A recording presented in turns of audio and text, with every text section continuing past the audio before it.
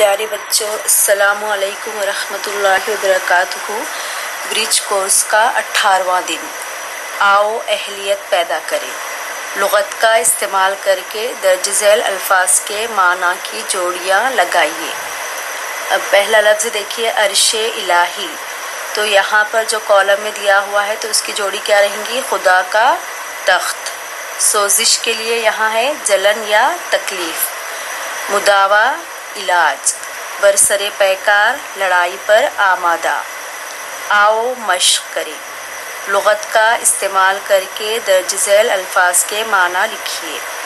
ممتاز، اس کے معنی ہیں اعلیٰ، افضل، سرفراز، برتر، برگزیدہ۔ اور دوسرے معنی ہیں اس کے نامی، نامور، مشہور۔ خوبرو، حسین، شکیل، جمیل، خوبصورت۔ شیوالا، مہادیو کا استھان۔ دریغ، انکار، تعمل، بخل۔ دوسرے معنی ہے نفرت اور تیسرے ایک معنی ہے اس کے افسوس، رنج، غم۔ چشم خیال، تصور، دھیان۔ درگت، خراب حالت، پتلا حال۔ اب اس کے بعد دیکھیے، آؤ تخیلاتی بنے۔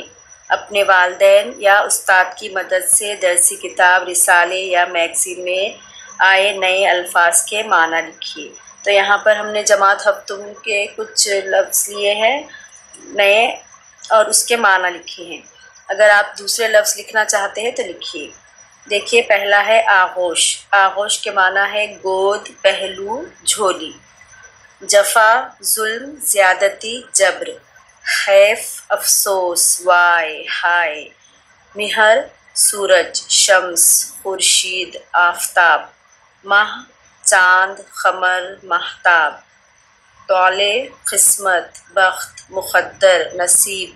سبیل، راستہ، ترکیب، حل۔ متاع، دولت، سرمایہ، پونجی۔ ہراس، خوف، دہشت، ڈر۔ خو، عادت، طور، طریقہ۔ آئین، دستور، قانون، قاعدہ، ضابطہ۔